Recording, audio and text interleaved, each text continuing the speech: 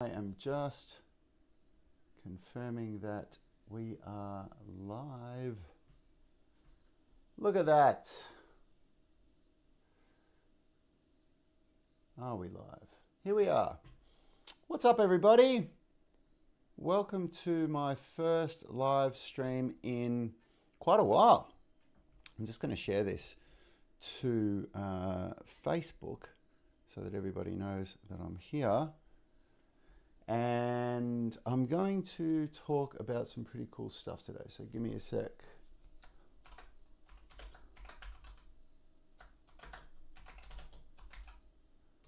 Come join me on YouTube. All right, there we go. Give me a holler if you're watching. Say hello. Say hi, Rad, and Merry Christmas. I'm sure it's Boxing Day for a lot of you around the world right now. So it's the 27th over here in Australia. We're in the future. So, you know, that's how it goes. And I'm actually doing this. Hey, Jungle Wizard, how are you? Welcome to the live stream and thank you for saying hello.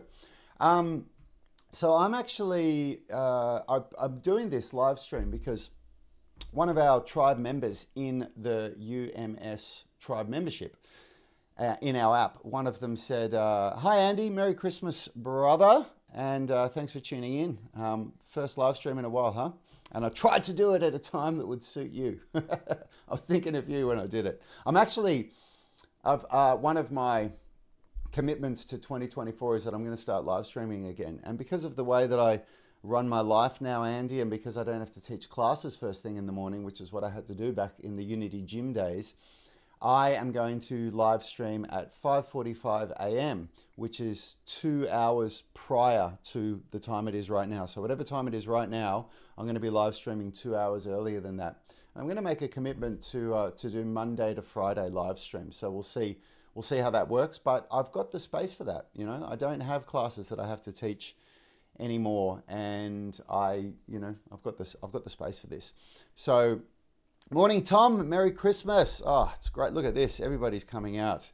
Great to see you guys here with me. And is the sound okay? Because I am I'm testing my sound. I haven't used this setup for a while doing sound checks. So can you guys tell me if it's too loud? Is it crackling? Are you getting any weird distortions or anything? Okay, great. Awesome. So today I want to talk about one of our members in the UMS Tribe membership spoke about something or asked me a question privately, so I won't mention their name, about working. How do I have any tips for dealing with depression, anxiety, and training and getting things done? Because this person struggles at times with depression and finds it hard to get out there and do their training session. And of course, I'm going to preface this by saying I'm not a doctor, I'm not a psychiatrist, I'm not a psychologist, so this is not medical advice. But I have spent the last 10 years proactively dealing with things like this and changing my life to get to a point where I'm able to achieve things in my mid-40s now that I certainly couldn't achieve in my 30s or even in my 20s. And I was actually looking through, because I took this picture recently. For those of you in the UMS Tribe, you would have seen me post this. I recently posted a picture of my transformation in 2023. Yeah, I had a goal of building as much muscle as I could in 2023, and I put on 7 kilos or about 15 pounds of muscle. And why isn't this working here? Here we go. And I actually went through and found an old picture of myself when I was about 7 months into my military career, maybe a year actually, so I would have been 31 years old, and probably at the worst state I've ever been at with my health. And I'll share this with you guys. I'll share this sort of before and after picture here. So let's have a look. So on the left here, that's me when I was 31 years old in East Timor, and I was really sucking it in there. I was holding my tummy in to try to I am a omnivore jungle wizard. I definitely eat meat and vegetables, and I'll talk about that. I'll talk about my diet. That's one of the things I'm going to talk about, and the supplements that I take, and all of that stuff. It's one of the things I'm going to talk about on this live stream. So on the left there, I don't even know how much I weighed, but you can see the difference in my muscle mass, and I've really tried here to line up these images so that they're roughly the same size, and I can actually see I should have made this image bigger, because when you look at where my shoulders sit and then where my belly button sits, I should have made that image a little bit bigger. So there's a significant difference in muscle mass here, and fat mass there. I definitely had a little bit of a belly on me. I was holding it in there. And this year I went on a real mission to build as much muscle as I could. And as I said, I put on 7 kilos of muscle. That's about 15 pounds. And it's been a great year. So what I want to talk about is, what are the things that has worked really well for Yanni and I that we've proactively implemented to deal with depression, anxiety, mental health issues that prevent you from getting your workouts done? Because I've gone through my fair share. I've dealt with drug addiction, alcohol addiction, and even since I beat all that, just the mental battle of getting to the gym, or now I train at home by myself. I train just outside my office here, which makes it even harder in a way, because I've got nobody to motivate me.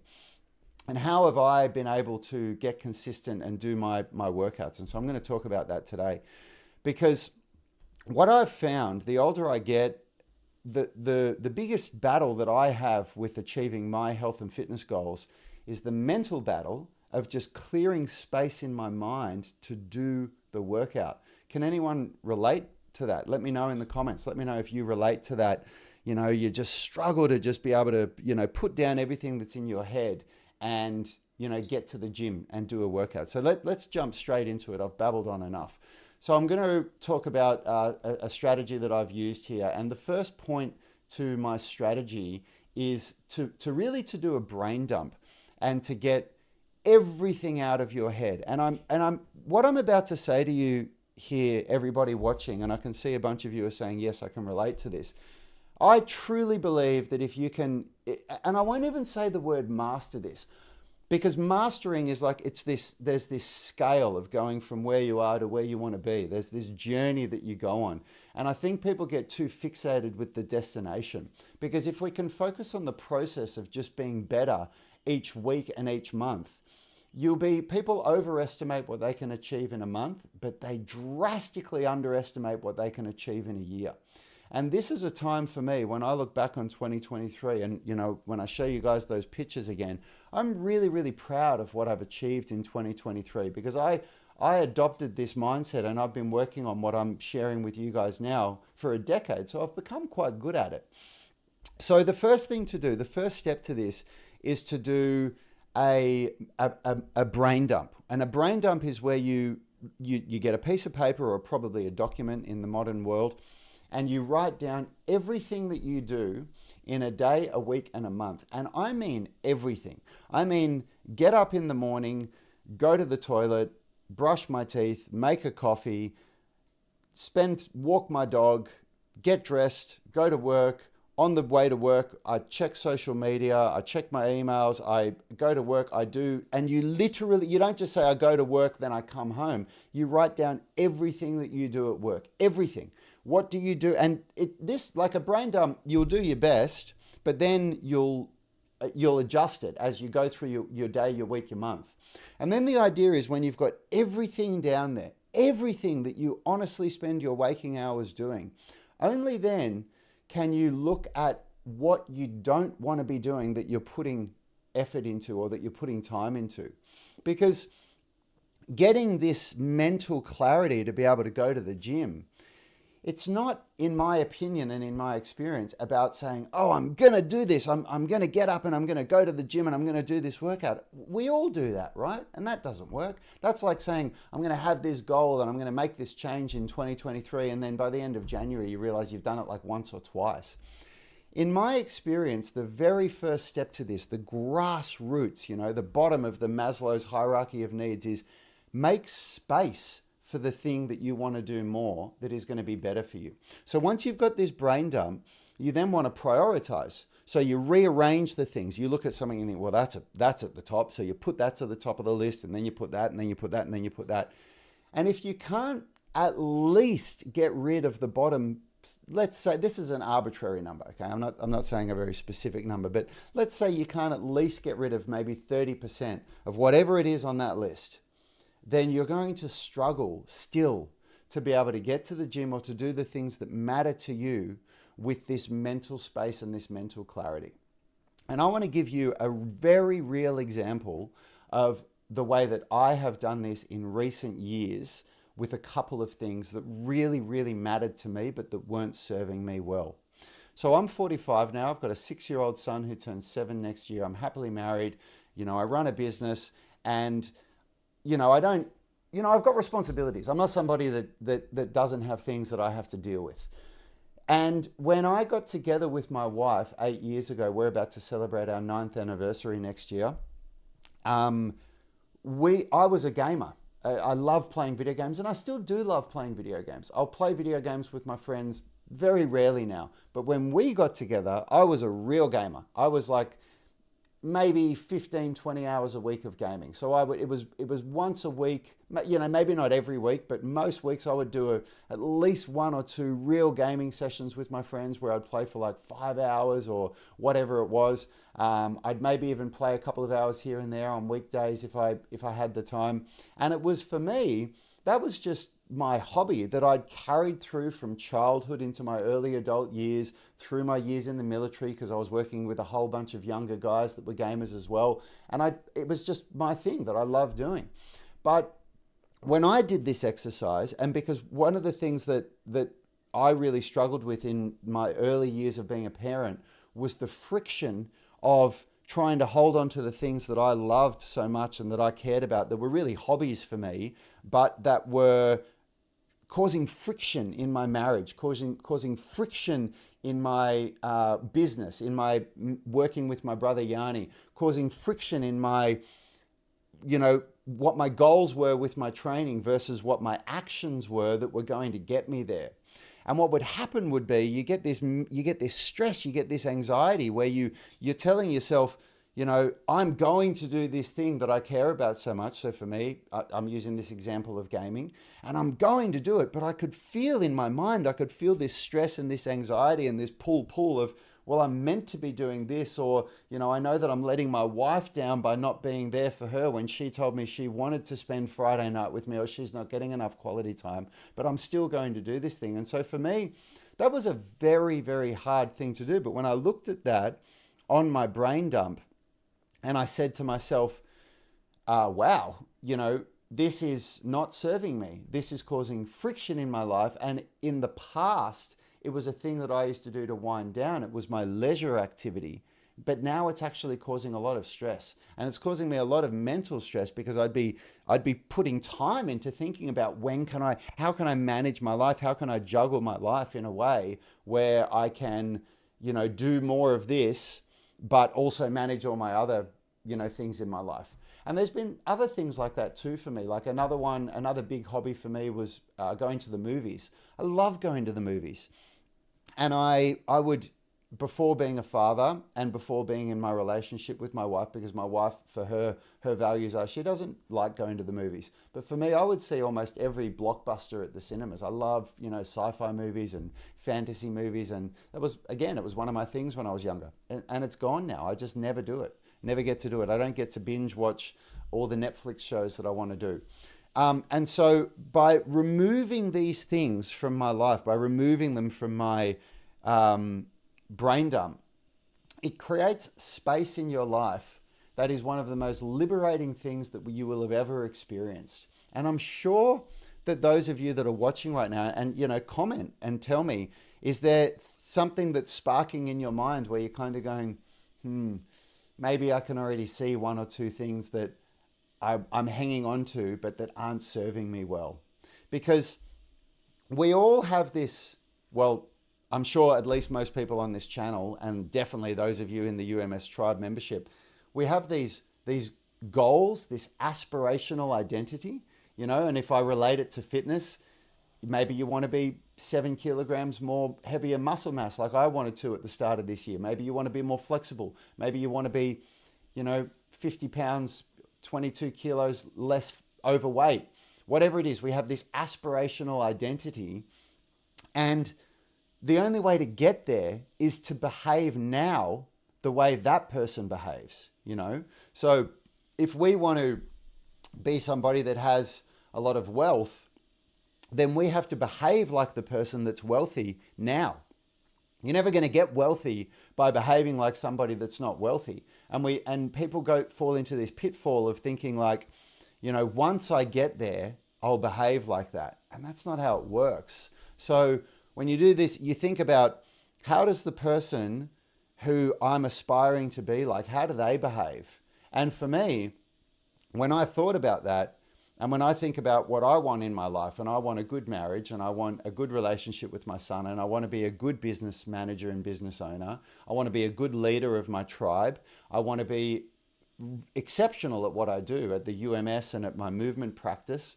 I don't want to be somebody that can talk the talk and that can, you know, share all the knowledge with people, but that can't demonstrate themselves that they can do it. I don't want to be that person. And then when I think about all of that, I was like, you know what? That person doesn't play video games for 15 or 20 hours a week. They don't. That's what 20-year-old me did. So that's an example of brain dumping and of, and I really mean this from the bottom of my heart. If you don't do this really, really critical step in this process, I think that everything else that I'm about to say now is just going to be another thing that you nod your head at and you go, yeah, wow, that's, you know, that's awesome and I'm going to do that, but it just won't stick. Because what I just said there, it isn't even 0.1. That's like 0.05. I'm now going to move on to what 0.1 is. So the first point that I'm going to talk about, and this one I'm not going to harp on too much about because it's a no-brainer, but people still don't get it right. But managing depression and anxiety and mental health issues, one of the best things you can do for it is exercise. And that might seem paradoxical because I'm sitting here telling you how you can manage mental health and depression and anxiety so that you can get to the gym and exercise. But hear me out. When you exercise regularly and when you create space in your schedule, it releases dopamine, it makes you feel good, you start to get in shape, it has this roll-on effect. Research has shown that people respond more positively to somebody who's healthy and fit when they're delivering a presentation and things like that. So you close more deals at work, you get more promotions. There's this massive roll-on effect. And so this is why Yanni and I are so dogmatic about the idea that exercise shouldn't be something that you have to spend a lot of time thinking about. Which is why, and I know this is a shameless plug, but it's the truth. It's why we put so much effort into the UMS programming and the workouts and creating custom programs for people so that workout and going to the gym is not something that needs to be thought about very much at all. It's really just a bit of interaction with a coach and you have your program, and when it's time to work out, it's just open up the app, bang, press play, do your workout. Because if we're talking about removing mental clutter to create space for working out. If your plan for working out is that you have to do a lot of thinking, that you have to watch a lot of YouTube videos and figure out what you're going to do, that every month you have to think about how you're going to periodize and change your programming, that's very inefficient, and it's something that I believe is going to fail. And in today's day and age, we live in a world where we can outsource so much. We outsource so much of the work that we can do in our lives so that we can excel at the things that matter to us, so that we can make more money, we can do better, have better relationships, X, Y, and Z. Art Angels, I'm 45 years old. I turned 46 in 2024. So getting your exercise dialed in so that it's, whether it's daily, whether it's 2 or 3 times a week, whatever it is, get it in your diary. Like if I share my diary for you, and this goes down with that brain dump, right? Like this is how we we manage our time. So Yanni and I, what we do is we time block our time. So this is what my diary looks like. And I have, from the time I wake up at 5 a.m. every day. I have my day diarized. And I even have family time in here. I even have when I get to spend time with my family, the days that I pick my son up from school, when I work on priority tasks, which is pushing the needle forward on the big projects that we have, when I do my training sessions, it's all in there so that that I make sure that I'm moving forward with my goals, moving forward with what it is that I want to do. So having that time for working out, in my opinion, is critical. And it's something that you might be thinking to yourself right now, oh my God, how am I going to find the time to work out? I can't, manage X, Y, and Z. Well, that's why I said you've got to do that brain dump thing.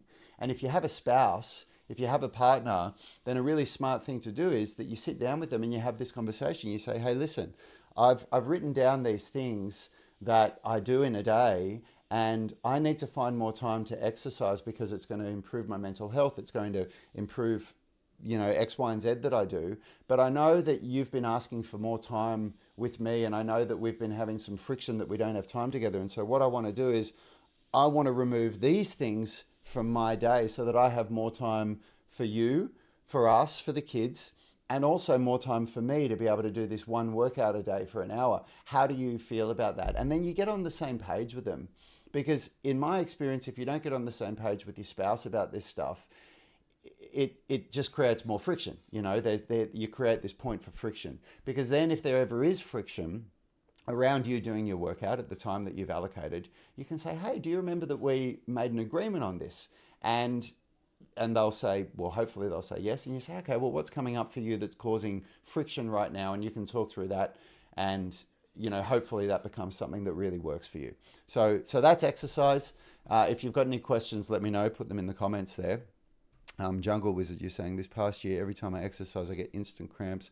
Warm up, start some push-ups and get a cramp in the chest or armpits, or lock up or pull up lats all the time as soon as I start. I would say that you're not doing an effective warm-up there. And that can also be nutritional. Maybe try just adding in some electrolytes to your training. That could really help with cramping. But I'm going to stay on topic here for this one. So I'll answer any questions that are a little bit off topic at the end of the live stream. So the next one that I want to talk about is sleep. Sleep, again, it's something that everybody kind of nods their head at and goes, yeah, sleep. But it is so critical to mental health, it's not even funny. And it's not just about getting 8 hours sleep that we've heard, it's about having a sleep routine, like a circadian rhythm. So you're getting to bed at a regular time and you're waking up at a regular time. And this is going to be different for everybody. Everybody's day is different. Everybody has different times that they start their day and when they finish work. So I'm going to share what works for me, and you guys can, see if it's going to work for you. And what I'm also going to do is I'm going to share a link in the comments here for a video that I did recently on sleep, because it goes way deeper into everything that I'm going to talk about now. So I'm not going to go too deep into it. Where is this video? Here it is. Let me share this. Okay, there we go. So the thing with sleep, we know that sleep regulates hormones. When you're not getting enough sleep, it increases stress. It makes it hard for you to lose fat. It increases hunger, so you eat more food. It causes you to go for more coffee, and heaven forbid if you do this, Mothers and Red Bulls and energy drinks and things like that. They're absolutely terrible. Don't be doing those. But it causes you to go for that stuff, and it just adds to this vicious cycle of stress. So what we want to be doing with sleep is we want to be working out, like reverse engineering sleep. Like, when do I need to get up? Like, what's the latest I can sleep in? Or when does my body naturally wake up? And then reverse engineer 8 hours. And then from there, for me, I wake up at 5 a.m. And I do that for several reasons. One of them is that I naturally just wake up when the birds start chirping.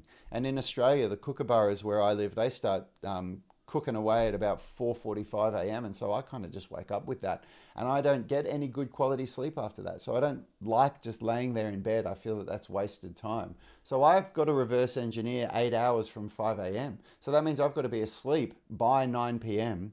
to get my 8 hours. And I'm not always asleep by 9, but I'm almost always, and I'd say 95% of the time, in bed with the lights out by 9. Often I'm in bed with the lights out by 8:30. So then I've got to reverse engineer, what do I do to be able to be ready for sleep by that time? Because I can't be on my phone and go, oh, it's 8:30 and turn it off and expect to go to sleep. Our brains don't work that way. So I have a wind down routine where my wife and I have agreed that, we shut off screens and everything after dinner. And we have a wind down because we've got a 6-year-old and he needs play, he needs interaction for that last hour and a half before bed. And so I have to give him that time. So yeah, there's all these things that are really, really important to make sure that you get those 8 hours sleep. And watch that video that I've linked because that goes deeper into it. So the next one is alcohol and drugs. Alcohol and drugs are some of the biggest stressors on the body. They really, really are. And, if you're doing recreational drugs, I highly recommend that you stop them. I've been there, I've done that, and there is just no world where you can do recreational drugs regularly. And by regularly, I even mean once a month. You will, at my age, if you do recreational drugs even once a month, I guarantee you are going to be recovering for that entire month. And you might think, oh, it takes you a few days or a week to recover, but no. To get back to even close to baseline is going to take you a month.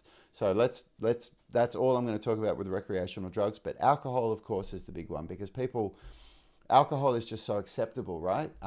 You often go, okay, I pull up saying as a format, I couldn't agree more. I'm not going to repeat the comment, but I couldn't agree more. It just really is. It's so disruptive for just for productivity, for stress, for dopamine levels, for well-being, everything. But alcohol is, in my opinion, is one of the worst things that we can deal with because it's so socially acceptable. It's so socially acceptable that, at least in Australia, that when you go out for dinner, you are almost expected to have a drink, like just 1 or 2 drinks. Like people look at you like they're really shocked when you say you don't want to have a drink. And for the last 4 or 5 years, I've been experimenting with sobriety. And this year, I drank less alcohol than I have in 1 year in my whole life.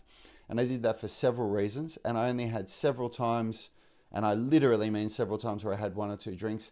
And I've come to a point now where I actually don't enjoy alcohol. And that's a huge shift for me. It really is. If you knew me 15 years ago, I was a drinker. I was somebody that really enjoyed drinking.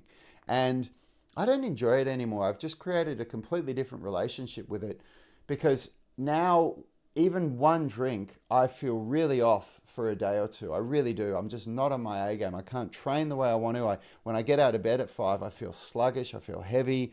I just can't produce the same results. And that, for me, at my age, it is not what I want in my life anymore. What I want in my life is to be able to continue to get, these results that I shared with you guys just before here. Like I want more of this. I want more of moving, from this person here to this. I want 2024 to be able to show this as, oh, this is where I started in 2024 and now look where I am now. I want to have another result like that.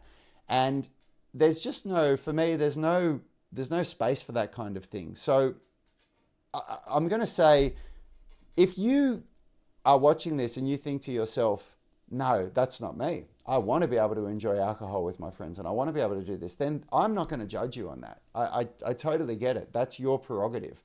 But I would challenge you to say this. Ask yourself, because this is what I did. This is how I got to the place I'm at with alcohol and drugs. When I was really struggling with addiction, I said to myself, I had my goals. and it's all about being really flexible, being really strong, being able to do movement skills that inspire people so that I can make YouTube videos and inspire people like you guys and grow a business and grow a channel so that I can have financial freedom and support my family doing something that I love.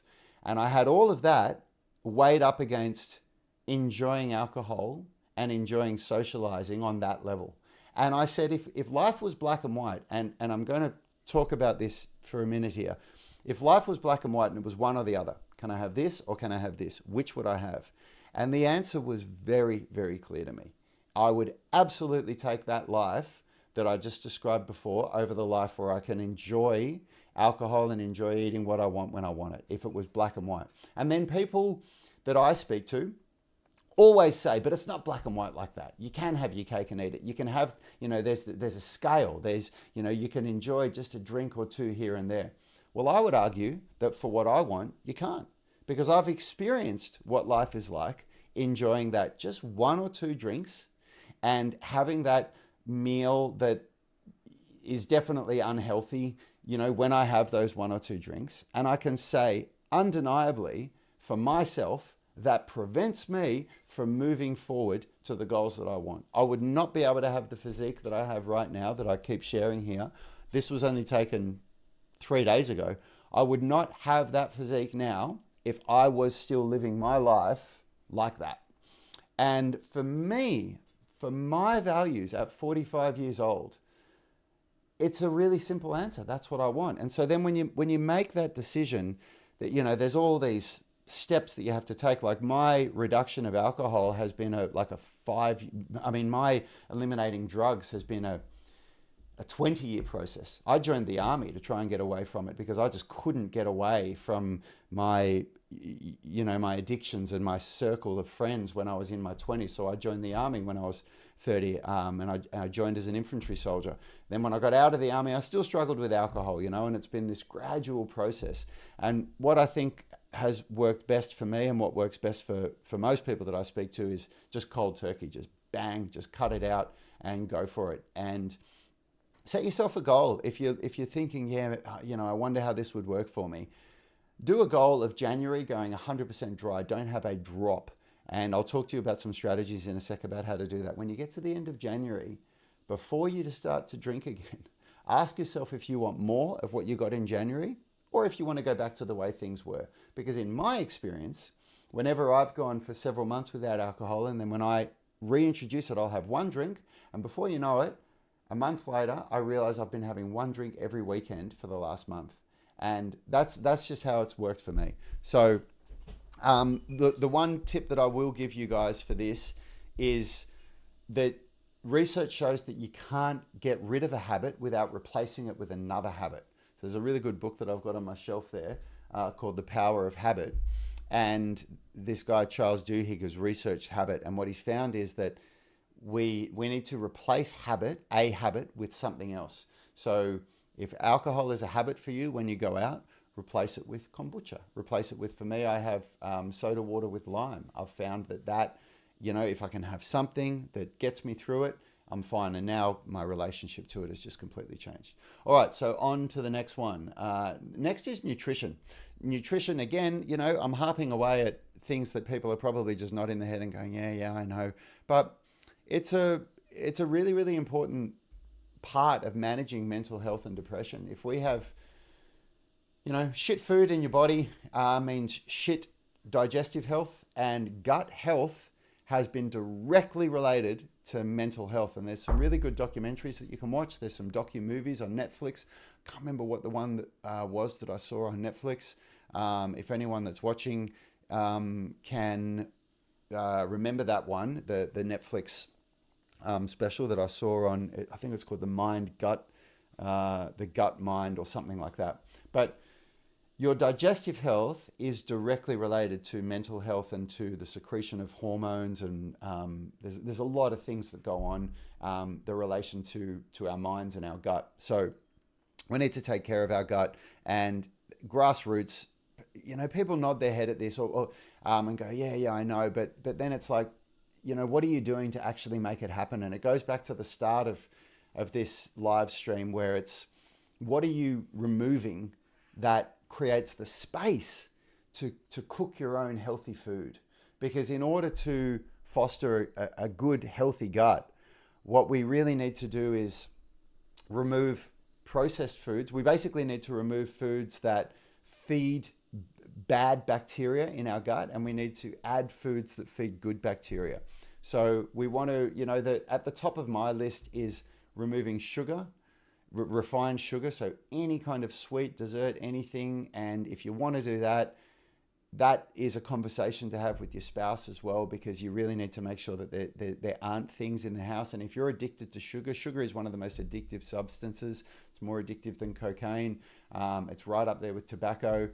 And you have sugar in your house, you're going to struggle. But what you need to do, like to start with, is you need to do a sugar fast where you do like 30 days of complete abstinence from sugar.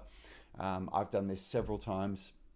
We do a gut health rebuilding plan protocol. We've got that in the UMS Tribe membership for anybody that wants to do it. You can ask me if you're in there. I can share this with you. It's really, really tough, but it weans you off sugar, and by the end of that 30 days, you have a very different relationship with it. Alcohol's the other one. We want to have a balanced diet. Somebody asked before, what do I eat? Am I an omnivore? Yes, I'm an omnivore. I eat meat, vegetables. I'm aware. I don't avoid grains, but I'm very aware to limit grains. I believe, and through my own personal experience and through the research that I've done, that excessive grains and excessive processed grains are a problem for our guts. They can increase inflammation in some people, and they can cause digestive problems.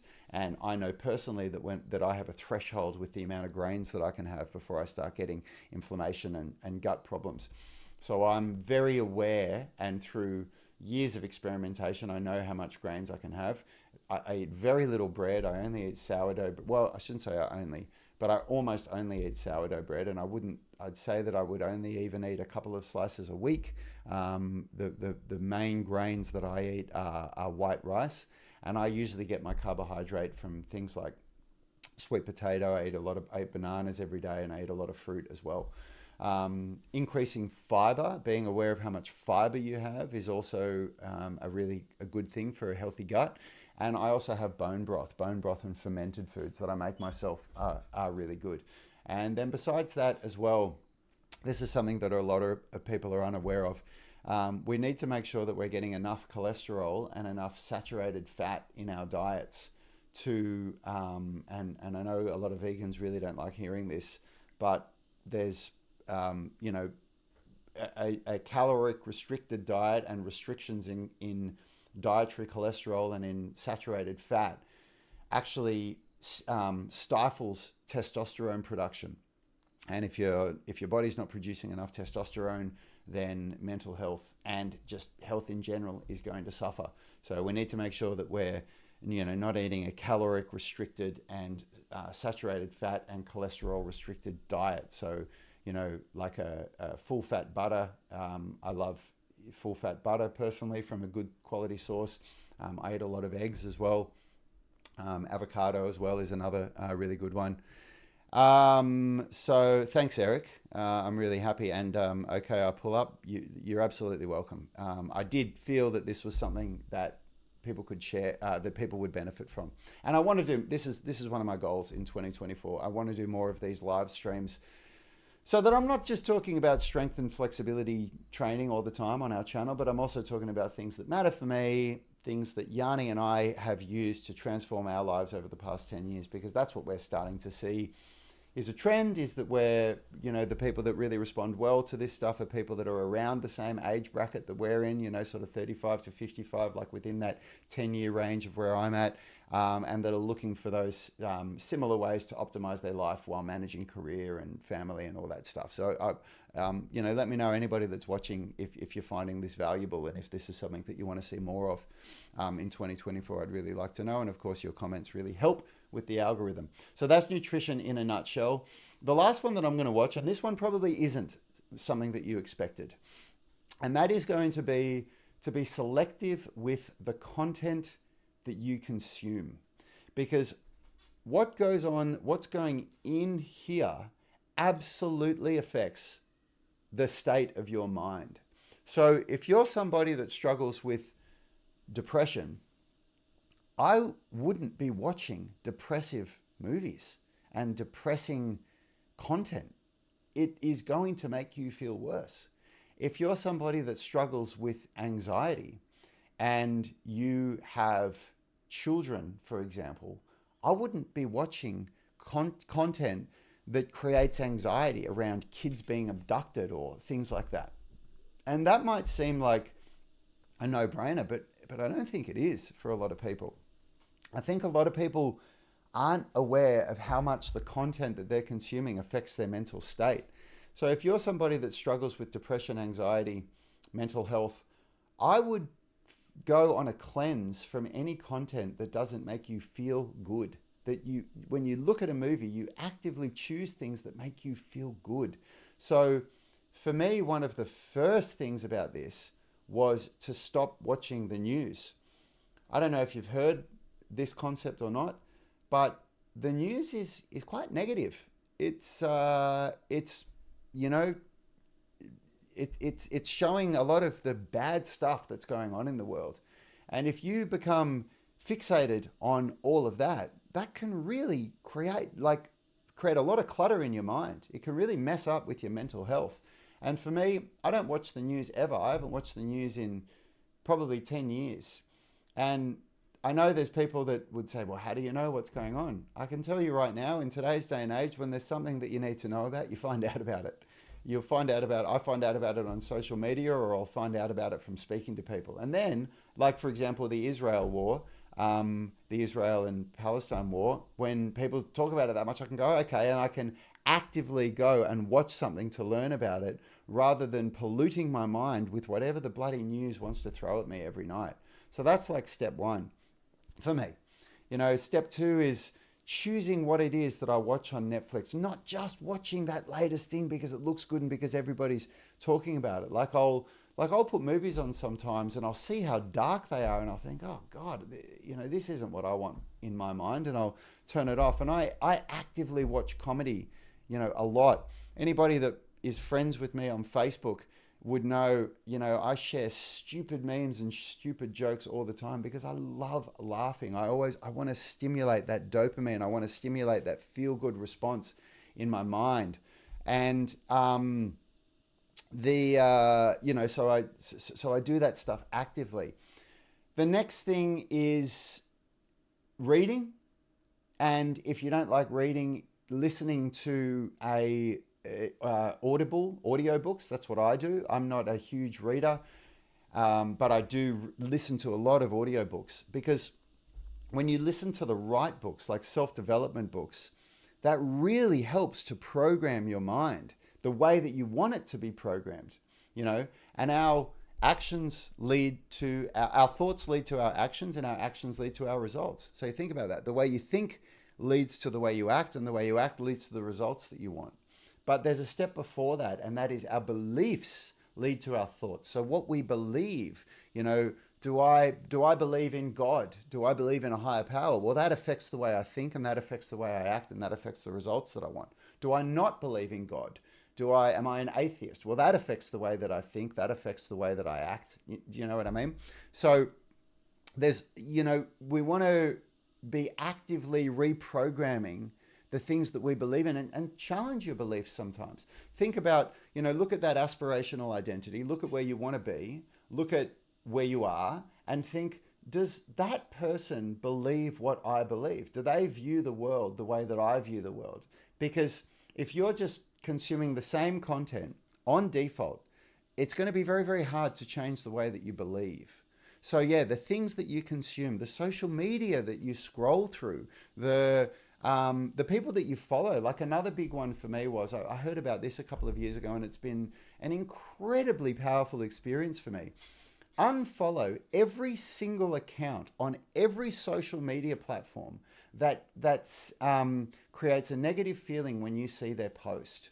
And I had these people that I was following that I'd be looking through social media, and one of their posts would come up and it would always cause me to stop. And I would look at it and it would create a negative feeling. And it was for whatever. There's a story associated with that account or with that person that created a negative feeling within me. And I couldn't believe it when I heard this concept, this idea of unfollow those accounts. And so every single time for the next several months that I saw a post that made me stop and then start thinking negative thoughts or thinking something that wasn't serving me, I'd go bang and I'd unfollow them. And now when I scroll through any social media account, there's no negative feelings or thoughts that come up. It's a really liberating thing to do. So it's this active, this actively reducing your exposure to content that puts you in this state of depression, or that feeds the cycle of depression, or that feeds the cycle of anxiety, or any of those things. So those are my 5 tips. Now, the last thing that I want to talk about before I respond to any of you guys' questions, and if anybody's got questions now, throw some questions up in the chat, and I'll answer any questions for you before I cut the stream. But the last thing that I want to say here is this: making change is very hard. It's not easy. I'm not going to lie. This isn't going to be an easy process. If you come into 2024 thinking, I'm going to do this, I'm going to try these things that Rad said, because if we go back to, the title of this live stream and what the concept of this is, tips for working out with depression and anxiety. So tips to be able to get you into the gym more, to get you into your home workouts more, even though you deal with depression and anxiety. We've gone through all of these great steps in this stream, and for those of you that are tuning in late, the first step is do a brain dump, get everything out in your head and remove, prioritize everything, and then remove that last 30%. Just go, I'm not going to do that anymore. It's not serving me. That creates mental space. Then step 1 is exercise. We want to be exercising daily, and we don't want to be doing exercise that we have to think about. We want it to be on autopilot, something like the UMS app, where you can just go bang, press play, do your daily workout. Number 2, sleep, getting 8 hours sleep, reverse engineering your sleep routine so you can get good sleep. Number 3, getting rid of alcohol and drugs, just abstaining from it and creating that clarity in your life for real health and fitness and mental prosperity. Number 4, nutrition, making sure that you're eating good quality foods, that you're getting enough dietary cholesterol and saturated fats so that you're not starving your body of what it needs, for good testosterone production, things like that. I did say that I'll talk to you about what supplements I take in a sec. I'll do that in a second. Number 5 is to choose the content that you're consuming. Now, if you do all of this, mark my words, this is, if you actually do it, for the first 10 days you do this, it is going to be so goddamn hard that it's going to feel like you're being dragged across glass. It really is. It is so hard to change your habits. And after about day 10, and research shows this, that changing habits or creating new habits goes in these cycles. After about day 10, it will go from excruciatingly painful to it'll just be hard. It's still not going to be easy yet, but it'll be hard. It'll be a lot easier than it was for that first 10 days. And then at about day 20, 21, it starts to become easy. And at that point, when it starts to become easy, when your brain has adjusted to these new habits, to these new things that you're doing, you will get some momentum and you'll be able to carry through with it. And at that point, it is critical that you keep going with it. Now, this is something that Yanni and I call systems or habits. We have our goals, we have the things that we want to achieve, and then we have the systems and habits that we do daily that get us there. So, for example, a system for me and Yanni and a habit is that we've time blocked our diary. So I know I'm in holidays here, obviously, right now. I'm doing this live stream for you guys while I'm on vacation, but this is what my work day, my work week looks like. And these are habits for me. I look at my schedule and I go, okay, wow, I've got to do that at this time. So that's a system for me that if I can stick to, then I know that I'm going to achieve my goals. So we want these systems and habits in place so that we can make this stuff work. And as I said, 10 days, excruciatingly hard. Next 10 days, hard. Next 10 days, it starts to become easy, and then we just want to continue with it. Now, living my life by systems and habits like this, people say that's extreme. People say that's obsessive. People say that's ridiculous. People say, I would never live my life like that. I'm missing out on too much. If that's you, then go for it. Live your life like that. Power to you, if that's your prerogative. But if you want more of what you don't have, then I guarantee you doing this works. And I would ask you to challenge yourself. Ask yourself, if you look at that and you think, oh my God, that's too extreme, that's ridiculous, I'm not going to do it. Do that thing that I said before. Write down your goals. What do you want to achieve in 2024? Write them down. Big, hairy, audacious goals. The things that you've been wanting to do for 10 years and you never got there. And then ask yourself if actually having that goal, if being able to look back on 2024 and have a physical transformation like what I've had. Of course, that's not a 1-year transformation, of course, but we talked about that at the start of this. Whatever it is, financial transformation, better life with your family. And ask yourself, is living that extreme life, that obsessive life, that life that has these habits, what other people would call extreme, is that worth having those things that I've wanted for all this time? And if it is, then don't even think about whether you do it or not. Just do it. Nike has the best logo. I love it. Just do it. Just make the change and start working on being 1% better every day. Some things will happen quickly. Some things, it'll be like a cold turkey change for you. You'll just go bang, hopefully like alcohol. You'll just abstain from it and it'll work. Other things will be a gradual process. But aim for 1% better every day. And don't worry about how close you are to your goals. Worry about the systems that you can create. Worry about the habits that you create, because those are things that you can manipulate and influence in real time. Those are the things that you can get up today, or if you're over in the UK or America or South Africa and you're watching this and you're about to go to sleep, you can go to sleep and think, you know what? Tomorrow I'm going to get up and I'm going to do a brain dump. I'm going to do that. I'm going to do what Rad said and I'm going to start this process. I'm going to get myself ready for 2024. That's something that you can do now or tomorrow that you can manipulate in real time, that's going to push you closer to your goals. But if you go to bed thinking, yeah, I'm going to put on 7 kilos of muscle next year, I'm going to do that. I'm going to make that happen, or I'm going to lose 30 pounds of fat next year. I'm going to do it. That's nothing. That's just an idea. That's the inspiration that gets you there.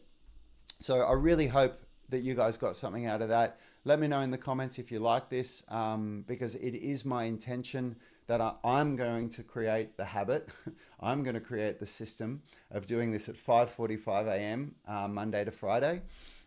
Australia time, which is 5:45 a.m. It is 2 hours and 45 minutes earlier than it is now. So wherever you're watching in the world, it's going to be 2 hours and 45 minutes earlier than this. So for those of you that are in Australia, you can wake up early and you can get a daily dose of rad, of Unity Gym in the morning. For everybody else in the world, it's at sometime during the day or later on in the evening. You're welcome, Jungle Wizard. Thank you. Thank you so much for watching and for commenting. I wouldn't be doing this stuff if it wasn't for all of you legends, and you guys are the ones that and I can see that you've even made a donation to the channel. Thank you so much. I didn't even know that was a thing. Thank you so much. I really appreciate that. I can't tell you how much your guys' support means. So yeah, look, thanks for staying with it, guys. Andy, thanks. It's great to have you and Tom, some of our old school veterans here, and Eric in here. Great to have some of our subscribers that I know. I see you guys commenting on my videos. Thanks so much. And I will, my intention, by the way, is that I will start on Monday, the 8th of January, doing these. If I get some inspiration over the next week or two, like I did this morning, I just got inspired to do this. So I just jumped up and I thought, you know what, I'm going to share this. Then I'll do it. But otherwise, you can expect me to try to stick to my intent. You know what, I'm going to change that to stick to my intention for next year by starting on January the 8th. So great stuff, team. Thanks for tuning in, and I will see you all